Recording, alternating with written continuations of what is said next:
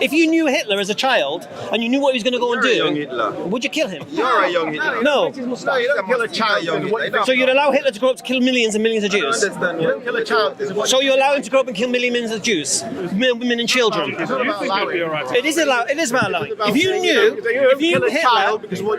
knew Hitler was going to grow up and kill 6 million Jews, and you seen him as a child, and you know if you killed him, those 6 million Jews wouldn't be killed, would you kill him? You don't punish somebody before they do the crime. Right. So you'd allow him to kill 6 million Jews? I didn't say allow it. No, I wouldn't. Well, you could stop it. In fact, there were plenty of Muslims in the No, but SS you could stop army. it. There was a No. liberal You knew. democratic countries that went to the No. did stop You it. knew. Wasn't any You Muslim knew this nation. child was going to grow up to be Hitler. No, you will stop. If you knew this child- you'll deal with bad behaviour when it happens. You don't kill a child. So I'll say it again to you. What the child would So do just so I when it understand the grows up. principle. Look, if you want to admit this, it's not a problem. So you're saying to me, if you knew this child was going to grow up to be Hitler and kill 6 million Jews,